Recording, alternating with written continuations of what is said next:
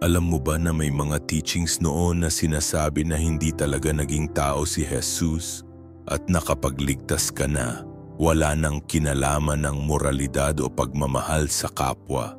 Imagine, believers noon naguguluhan kung paano mamuhay ng tama sa faith nila.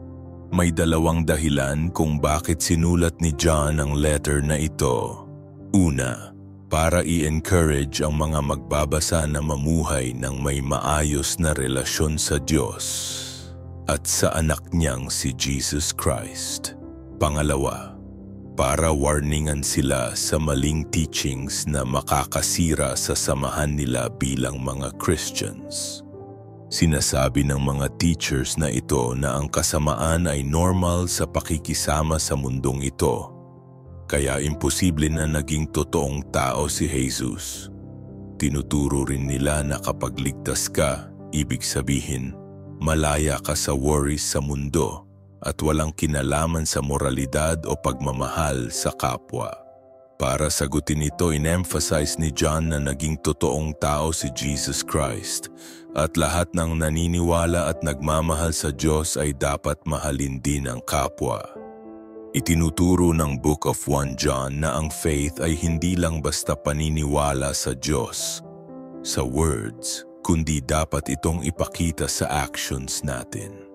Nakikita ang totoong faith sa kung paano tayo kumikilos, tumutulong sa kapwa, at umiwas sa kasalanan. Kapag dumadaan sa struggles at trials, nasusubok ang faith natin. At dito lumilitaw ang tunay na love at trust natin sa Diyos. Dapat maging strong sa pananalig, humble sa kabila ng success at huwag basta-basta magreklamo sa challenges. Binibigyang diin din ang importance ng control sa tongue at words kasi maraming mistakes at problems ay nagsisimula rito.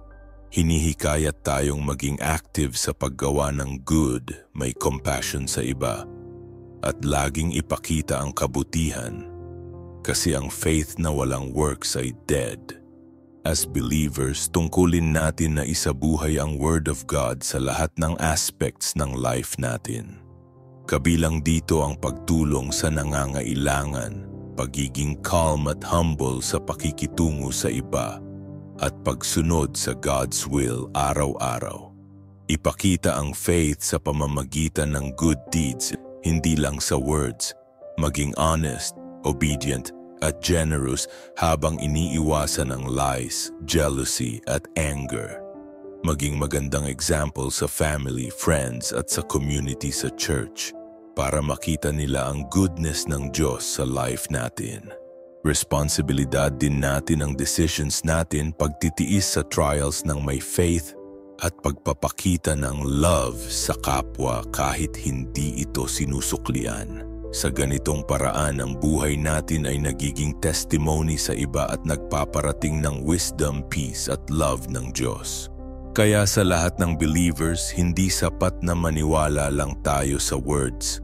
Dapat ang faith natin ay makita sa actions at pagmamahal sa kapwa.